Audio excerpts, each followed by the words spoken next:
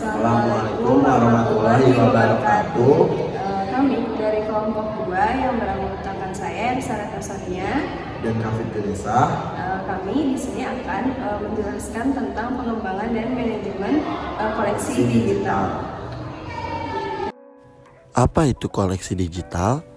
Dalam Dictionary for Library and Information Science, koleksi digital didefinisikan sebagai koleksi perpustakaan atau arsip yang dikonversikan ke dalam format yang terbaca oleh mesin. Materi yang diproduksi dalam bentuk elektronik mencakup e-books, e-journal, e-zines, dan DVD-ROM. Jenis dan cakupan koleksi digital. Secara garis besar, koleksi digital dapat dibedakan jadi 2 kelompok, yaitu koleksi hasil digitalisasi yang merupakan koleksi hasil konversi ke dalam media elektronik atau digital dan koleksi yang lahir dalam bentuk digital. Berdasarkan sifat media, sumber informasi, dan isinya, koleksi digital dibedakan menjadi 4. Yang pertama, bahan dan sumber daya full text seperti e-journal, e-news, disertasi, dan tesis. Yang kedua, ada sumber daya metadata seperti katalog, indeks, dan abstrak. Lalu yang ketiga, bahan-bahan multimedia digital seperti yang kita pelajari yaitu AIS. Selanjutnya yang terakhir, yang keempat, yaitu aneka situs internet seperti Google. Berdasarkan format penyimpanannya, Peter Nur membedakan koleksi digital ke dalam 8 kelompok, yaitu gambar, animasi, video, audio, webpage, teks, dan program. Kelebihan-kelebihan koleksi dalam format digital. Dapat dipublikasikan dengan cepat dan disebarkan tanpa penurunan kualitas melalui jaringan komunikasi elektronik dimanapun pengguna berada. Menghemat ruangan penyimpanan. Dapat disimpan dalam berbagai bentuk media dan dapat ditransfer pula dari satu media penyimpanan ke media penyimpanan lainnya. Menawarkan proses temu kembali serta akses terhadap informasi dengan lebih cepat. Lalu bagaimana sih pengembangan koleksi digital itu? Ini akan dibahas oleh Kak Ersa. Pengembangan koleksi digital. Proses digital dimulai dari skala yang kecil dan perkembangannya terencana serta sesuai dengan strategi dan tujuan dari institusi yang bersangkutan. Hal penting yang menjadi dasar dari penentuan prioritas dan proses seleksi bahan untuk proses digitalisasi adalah analisis terhadap nilai intelektual dan karakteristik fisik dari bahan pustaka. Nilai intelektual. Bahwa hal pertama yang harus dilakukan dalam proses penilaian untuk keperluan digitalisasi adalah menganalisis nilai intelektualnya terhadap sasaran pengguna tertentu. Dilakukan penilaian apakah bahan-bahan yang akan didigitalkan memiliki nilai intrinsik dan kualitas untuk menjamin ketertarikannya dalam bentuk digital dan memungkinkan untuk dapat diakses dalam bentuk digital. Karakteristik fisik dari bahan asli. Bahwa meskipun isi intelektual dari bahan yang akan didigitalkan merupakan hal yang sangat penting, namun karakteristik fisiknya juga memberi pengaruh terhadap pemilihan karena ia akan memberikan dampak langsung terhadap hasil dalam bentuk digitalnya. Bagaimana sih proses digitalisasi? Mari kita lihat. Proses digitalisasi dibagi menjadi 3. Yang pertama ada pemindaian atau scanning.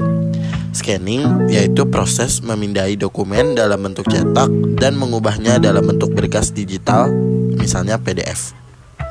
Lalu yang kedua ada editing atau pengeditan, yaitu sebuah proses mengolah berkas PDF di dalam komputer dengan cara memberikan password, watermark, catatan kaki, daftar isi, hyperlink, dan sebagainya.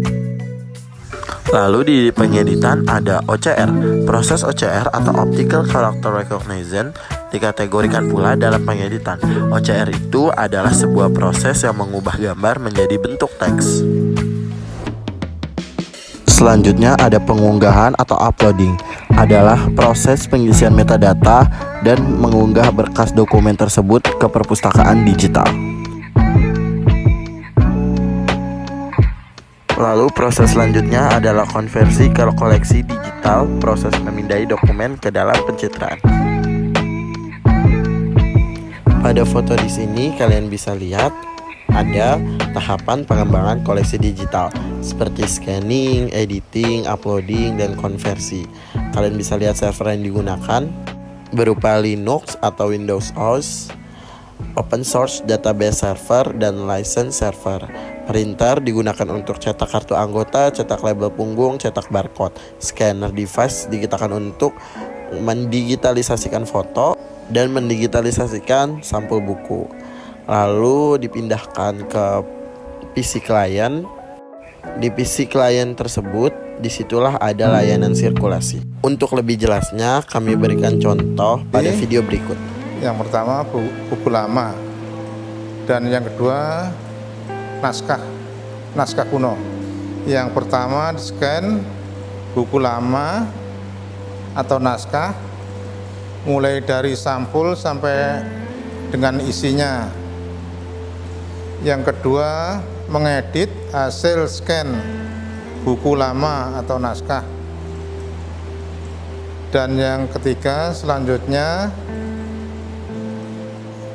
pengolahan file digital buku lama atau naskah dengan memberi watermark dan password. Dan yang keempat simpan. Banyak kendalanya, seperti buku yang udah dipegang udah rusak, udah gak bisa dipegang itu. Terus ada yang udah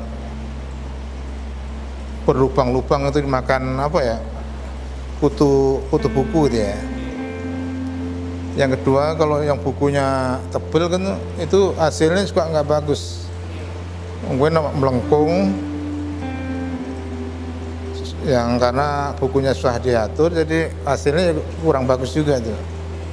Bisa pengaruh, tergantung sesuai dengan aslinya dan kondisi keadaan buku yang di-scan. Kalau jumlah bukunya kurang lebih mungkin 6 buku ya. Kalau bukunya tebel mungkin ya di antara 2 atau 3. Mungkin jumlah eksemplarnya kurang lebih di atas 200 itu setiap hari ya.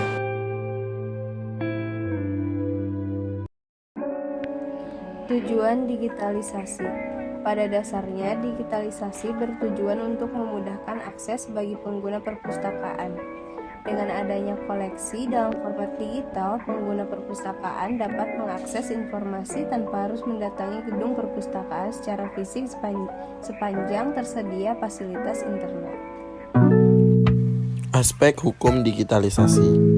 Sejak adanya undang-undang yang mengatur tentang keterbukaan informasi publik, perpustakaan sebagai salah satu penyedia informasi harus dapat memiliki atau membuka koleksi yang dimiliki. Namun, banyak perpustakaan yang berusaha menyediakan koleksinya dalam bentuk file digital.